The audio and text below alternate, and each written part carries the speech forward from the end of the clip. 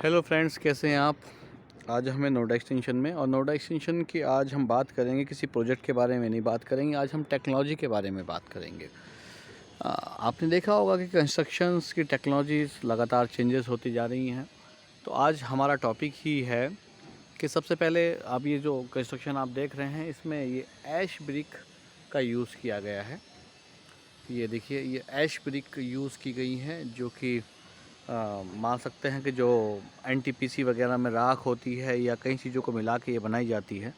अब ये ब्रिक्स भी दो तरह की होती हैं, इसमें सॉलिड भी होती है और इसके अलावा हॉलो ब्रिक्स भी यूज़ की जाती हैं। तो प्रोजेक्ट टू प्रोजेक्ट डिसाइड किया जाता है कि कहाँ पे किस तरीके से कौन सी ब्रिक्स यूज़ की जाएगी। इससे पहले हमने देखा था कि जो हमारा ट्रेडिशनल शुरू में कंस्ट्रक्शंस होते थे, तो पहले चूना वगैरह मिला के बनाया जाता था। उसके बाद में फिर रेड ब्रिक्स आई, जो भट्टों में बनती थी। वो भी 2-3 वैरायटीज़ की होती थी, अव्वल, दोयम और सोयम, जैसे लाल पेटी या फिर पीली कलर की कहते थे।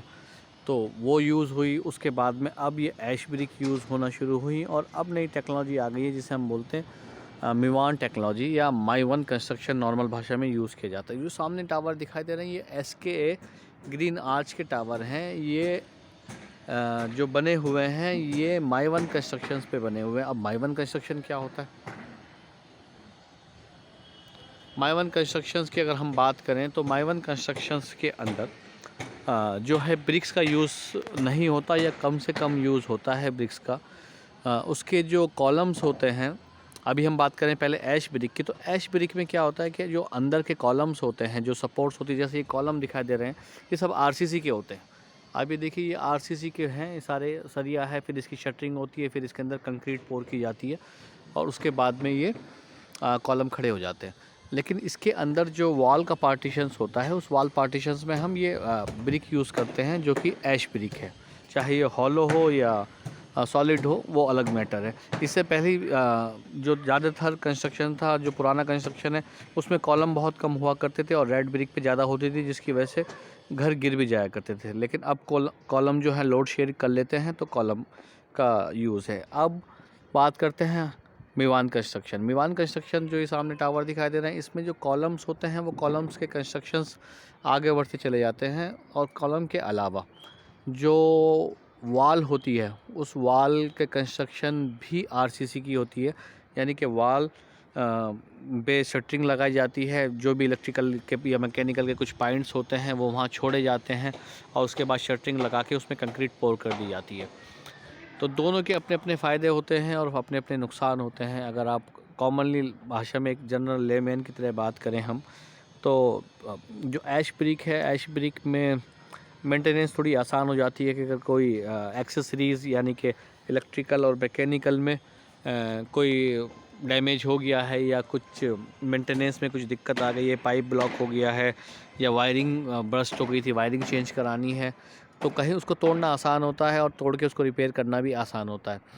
लेकिन अगर वही मीवान कंस्ट्रक्शन, क्योंकि RCC की वाल होती है और उसमें कहीं पे कुछ प्रॉब्लम्स आ जाती है, तो उसको रिपेयर करना बड़ा मुश्किल होता है, उसको तोड़ के फिर दोबारा बनाना। और लेकिन उसका एक एडवांटेज ये माना जाता है कि क्योंकि बड़ी RCC यूज़ की जाती है, इसकी वजह से थोड़ा सा कंस्ट्रक्शन कॉस्ट भी महंगी हो जाती है। लेकिन उसका एडवांटेज ये होता है कि उसमें मैन पावर कम से कम यूज़ होती है और मैं यानी कि शटरिंग लगाने के बाद सीधी कंक्रीट पोर कर दी जाती है। तो कंक्रीट पोर करने के बाद में वो उसकी जो फिनिशिंग होती है, वो बहुत अच्छी होती है। उसमें प्लास्टर करने की भी ज़रूरत नहीं पड़ती, प्लस उसके ऊपर पुट्टी मार के वॉल रेडी हो जाती है और उसके बाद पेंट कर दिया जाता है। जबकि इसमें ब्रिक के बाद में प्लास्टर कराया जाता है, करने के बाद प्लास्टर के बाद में पुट्टी, प्राइमर और पेंट होता है। तो दोनों टेक्नोलॉजी अलग अलग तरीके की हैं। विदेश में ये जो है कोरिया में इसकी शुरुआत पहले की थी मीवान टेक्नोलॉजी की, और उसके बाद में आज पूरी दुनिया में ये कंस्ट्रक्शन टेक्नोलॉजी बढ़ रही है। इसमें काम भी थोड़ा सा फास्ट हो जाता है, मैन पावर के ऊपर ज़्यादा डिपेंडेंसी होती नहीं है कि वो ब्रिक बनाए, पहले ब्रिक खड़ा करेगी, ब्रिक करने के बाद उस पर फिर प्लास्टर करेंगे, प्लास्टर फिर सूखेगा, तो ये सारी चीज़ें होती हैं। इस वजह से मैन पावर की थोड़ी सी डिपेंडेंसी कम हो जाती है। हाँ, शटरिंग का मटेरियल जो है मीवान कंस्ट्रक्शन में बढ़ जाता है, तो शटरिंग कॉस्ट बड़ी होती है। लेकिन शटरिंग कॉस्ट अगर आपकी यूनिफॉर्म है, एक ही तरह की शटरिंग, एक ही तरह का टावर्स खड़ा करना है, तो एक ही तरह की शटरिंग यूज़ होती है। नीचे जब ख़त्म आज कंक्रीट पोर कर दी तो 2 दिन के बाद उस शटरिंग को खोल के ऊपर यूज़ किया जा सकता है, तो ज़्यादा इम्पैक्ट नहीं होता, काम फास्ट हो जाता है। तो आजकल सारे जो बिल्डर्स हैं दिल्ली एनसीआर नोएडा में माइवन कंस्ट्रक्शंस यूज़ कर रहे हैं, माइवन टेक्नोलॉजी यूज़ कर रहे हैं। अब ये ब्रिक वाली टेक्नोलॉजी और रेड ब्रिक वाली टेक्नोलॉजी अब एब्सोल्यूट होती जा रही है मार्केट से, गाँव में शायद यूज़ हो रही होगी। और लेकिन अब मेवान कंस्ट्रक्शन जो हाई राइज टावर्स हैं वो इसी टेक्नोलॉजी के ऊपर बन रहे हैं। तो अगर कोई और इस तरह की कुछ और इन्फॉर्मेशंस या कंस्ट्रक्शन टेक्नोलॉजी के बारे में आप जानना चाहते हैं तो हमारे चैनल को लाइक और सब्सक्राइब कीजिए और कमेंट कीजिए, तो हम आपको उस टेक्नोलॉजी के बारे में भी ज़रूर बताएंगे। ये जो टावर्स खड़े हुए हैं ये टावर्स भी ब्रिक्स के ऊपर हैं, ऐश ब्रिक के ऊपर हैं। और ये आपको एक ये टावर भी दिखाई देगा पीछे, ये भी जो अभी जिस पे प्लास्टर नहीं हुआ है ये भी ऐश ब्रिक के ऊपर ही है। तो अब मेवान कंस्ट्रक्शन चल रही है और मेवान कंस्ट्रक्शन टेक्नोलॉजी चल रही है, जिसमें थोड़ी सी कॉस्टिंग बढ़ जाती है पर लोड भी बढ़ जाता है शट उसकी वजह से, लेकिन मैन पावर पे डिपेंडेंसी कम हो जाती है और फिनिशिंग बहुत अच्छी आती है इस टेक्नोलॉजी की। तो प्लस और माइनस दोनों चीज़ें मैं बता चुका हूँ। उम्मीद है कि दोनों में कंस्ट्रक्शन टेक्नोलॉजी में क्या फ़र्क होता है ये समझ आ गया होगा। Thank you so much. हमारे चैनल को प्यार दीजिए, सब्सक्राइब कीजिए और कोई अगर और इन्फॉर्मेशन चाहते हैं तो कमेंट लिखिए। Thank you so much.